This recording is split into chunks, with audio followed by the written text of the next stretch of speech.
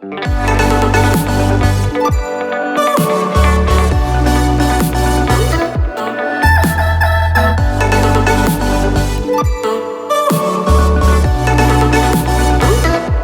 we're here in Muroran, Hokkaido Island, Japan, and we kinda got a cold, probably just from the changing temperatures and stuff like that. So we're struggling a little bit this morning, but we're doing the best thing you could possibly do for a cold. And we're heading to hot springs. We're heading to Noborietsu, which is like an hour train ride away. Let's cruise.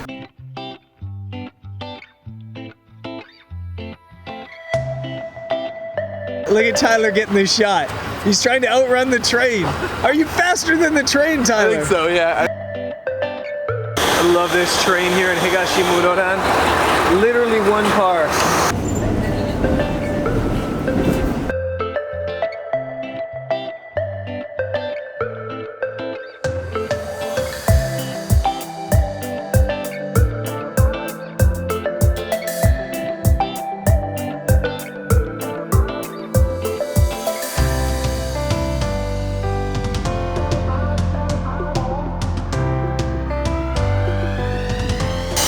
Okay, 2 trains later, and just like a 20-minute journey, and we're in Noborietsu at Noborietsu Station. And now we got to find out how to get up to the onsen and the village that's up there. I've heard there's a bus. Potentially we might need to take a taxi, but we'll figure it out.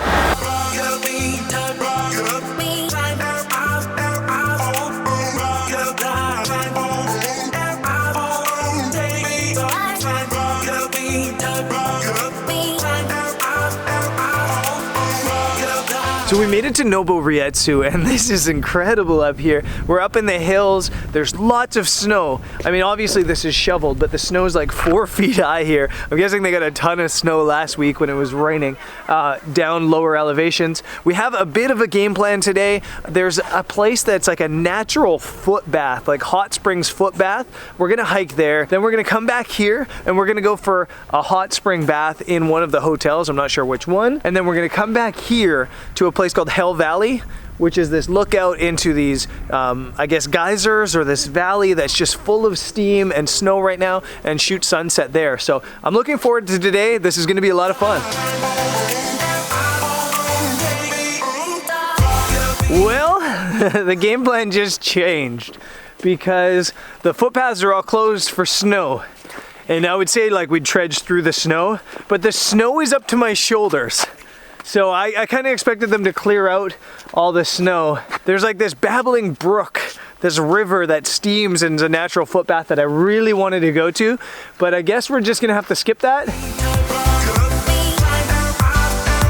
So I really wanted to go to this footpath, and we just went and asked this guy at the parking area about it and if there was an alternate way to get to it. And he said, follow the road, get to the gate, and then duck under the gate, and then you can get inside. So I think we're gonna try to be a little bit clandestine and get to this footpath after all.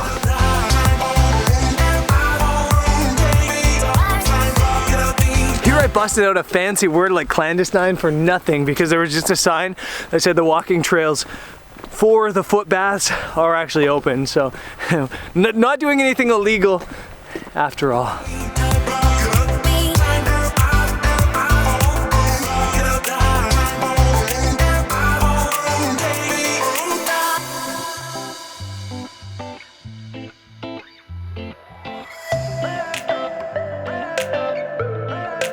We made it down to where the foot bath is, the natural foot bath, and it smells like a natural foot bath. It's super, super eggy in here. Lots of sulfur smells, but it actually looks really beautiful with the greens, the steaming river, and then the snow everywhere. So.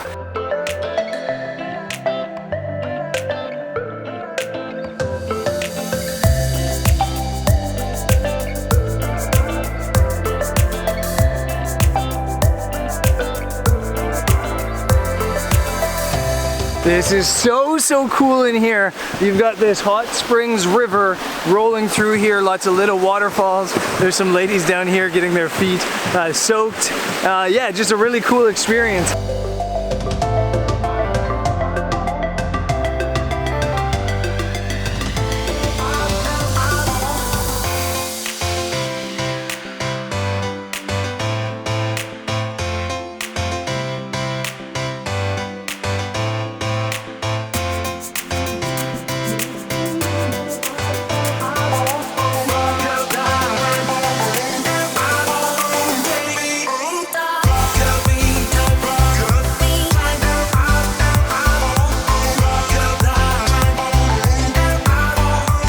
actually really, really nice. Getting the feet wet. And actually, if you dig your toes, it's like volcanic sand, and the top level water is not super hot. It's just slightly warm. But if you dig your toes way into like the black sand, it's hot. Extremely hot. And Jody was just telling me that actually the sand in there can erupt at any time. So I don't really understand the geology of this creek or this river, but I'm assuming every one of these pools is kind of like just a spring where the hot water is coming up through. And now I think we're gonna hike back into town, get some lunch, and then go to the big fancy hot springs.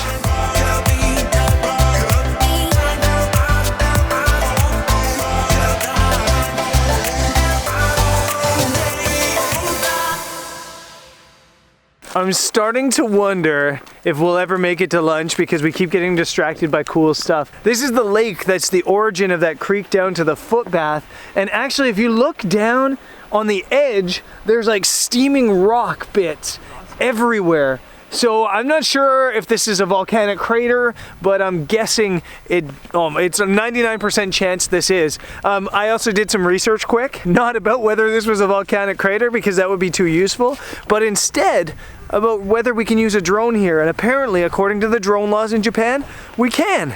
So we will. Time to get that Mavic Air up in the air.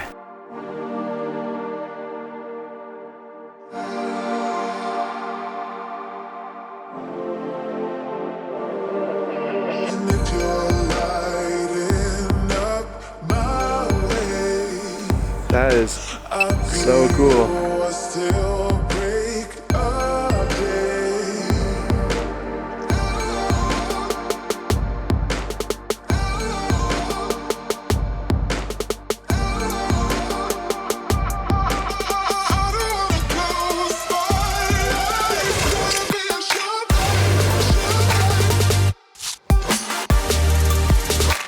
So I'm basically obsessed with ramen noodles, and that's what we're having for lunch. Tyler got spicy miso, Jody got corn, and I got scallop, actually, salt scallop, and I'm stoked to tie into this food.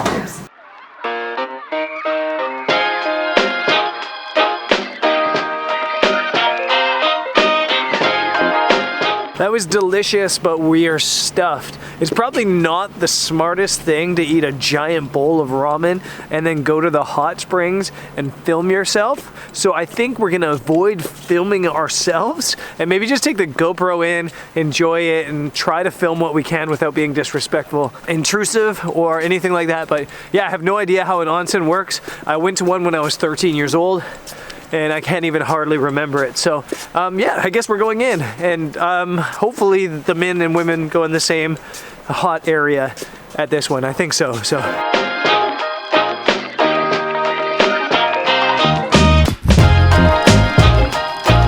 Apparently this onsen has a men's area. All the dudes were naked upstairs. There's a women's area, which obviously we can't go to, but we're hoping Jody can find this area because this is like the family-friendly area. There's like a water slide, men and women can be here. It looks like there's an outdoor jacuzzi, but it's closed, probably because it's too cold. And most importantly, there's a water slide.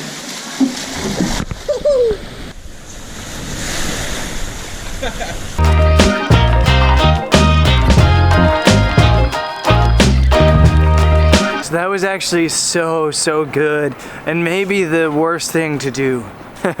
Because now I'm so relaxed, I just want to sleep. It was really good, and I wish I could share more of the onsen experience with you guys, but obviously with all the naked people, you just can't film in there. I will point you to the channel of one of my buddies, Gareth, to his onsen experience here in Japan. He did an awesome job explaining and showing you the experience the best you can, so go check his video out. As for us, there's tons of buses in here now, like tons of them. And hopefully the viewing area is not too full, but we're gonna head up to the viewing area and try to take some pictures at sunset.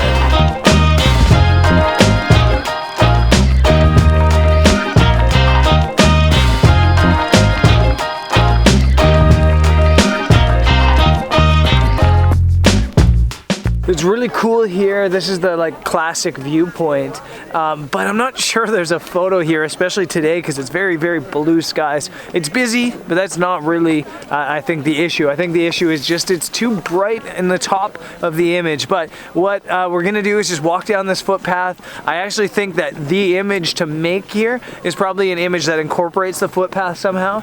So we're just gonna go for a little bit of a walk, a little bit of a scout, and see if we can find a photo to make.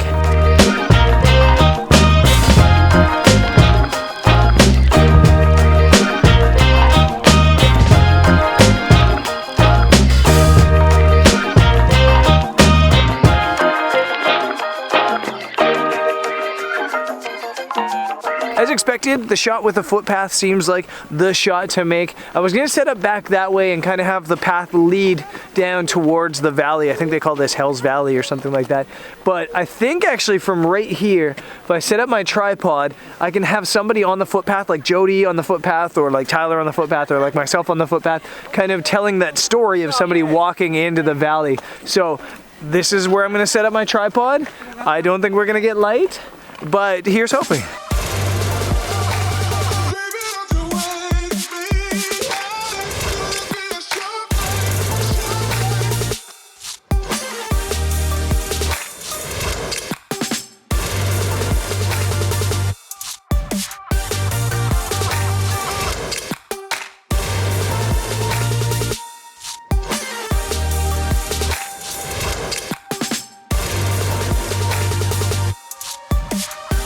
So I lied when I said there was no shot here. There's a couple shots here. They're just not like epic shots, but I'm actually shooting straight into the light using a 3-stop soft grad ND to kind of hold in that light in the sky, and using this steamy river in the foreground, and that was a pretty good shot. I'm okay with that.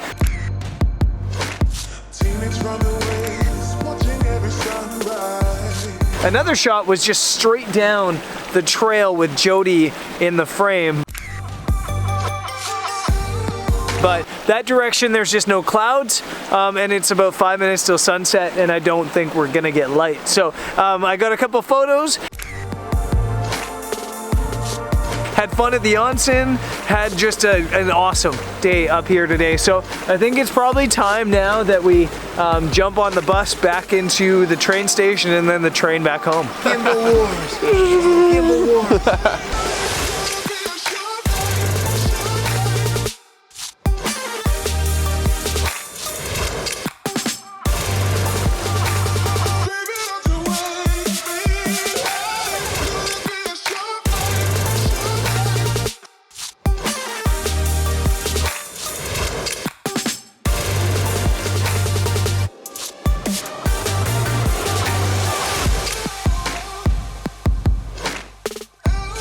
We're home in the most random town ever. If you're wondering why we're staying here and not up in like that hot springs town where all the hotels are, it's because of price. The commute costs basically nothing because of the rail pass, and the hotel here was like $60 a night per room.